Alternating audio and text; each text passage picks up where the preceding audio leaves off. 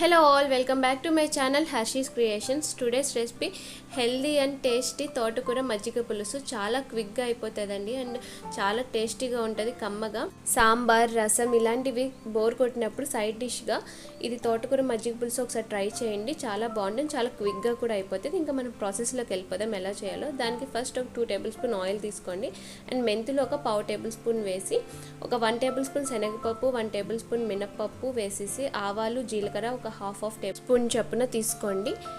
ఎండుమిర్చి ఒక 2 తీసుకొని వేసేసి అవి వేగిన తర్వాత ఎర్రగా ఒక 2 పచ్చిమిర్చి సన్నగా కట్ చేసుకుని వేసుకోండి. ఇలా వేసుకుంటే మనకి నూనెలో బాగా వేగి కారం బాగా దిగిద్ది. అండ్ కరివేపాకు ఒక రెమ్మ వేసుకోండి. నేనైతే డ్రైది వేసాను. కరివేపాకు ఫ్రెష్ది ఉంటే ఫ్రెష్ది ఒక రెమ్మ వేసేసుకోండి. ఇవన్నీ వేగిన తర్వాత పచ్చిమిర్చితో పాటు మనం అల్లం కూడా వేసుకోవాలి. 1 టేబుల్ స్పూన్ వరకు తురిమింది.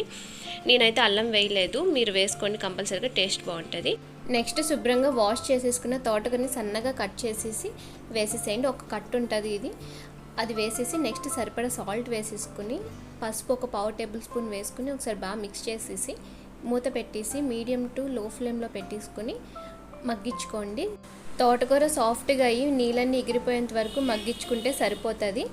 అలా అయిపోయిన తర్వాత నీళ్ళన్నీ ఎగిరిపోయి ఇదిగోండి ఇలా అయ్యిద్ది రెడీగా.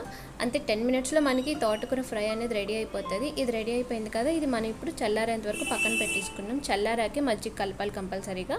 ఇది చల్లారేలోపు మనం మజ్జిగ తయారు చేసుకుందాము. దీనికి నేను ఒక 1/2 లీటర్ వరకు పెరుగు తీసుకున్నాను. 1/2 లీటర్ పెరుగులో కొన్ని వాటర్ పోసేసి ఇప్పుడు సరిపడా సాల్ట్ వేసుకుందాం. వేసుకుని దీన్ని మంచిగా చిలుక్కోండి. చిలుక్కుంటే బాగుంటుంది, కన్సిస్టెన్సీ కానీ తినేటప్పుడు కానీ బాగుంటుంది.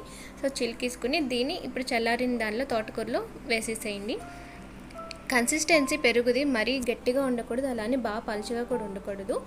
థిక్నెస్ అనేది నేను చూపించిన విధంగా ఉంటే బాగుంటుంది. మరీ గట్టిగా ఉన్నా బాగోదు తినేటప్పుడు, అలానే బాగా పలుచగా ఉన్న టేస్ట్ బాగోదు. సో ఇలా ఉంటే కన్సిస్టెన్సీ కరెక్ట్గా సరిపోతుంది. అంతేనండి, చాలా సింపుల్గా చాలా క్విక్గా అయిపోతుంది ఈ రెసిపీ. తప్పకుండా ట్రై చేయండి, మీ అందరికీ నచ్చితే కనుక ఒక లైక్ చేసి సబ్స్క్రైబ్ చేసుకోండి.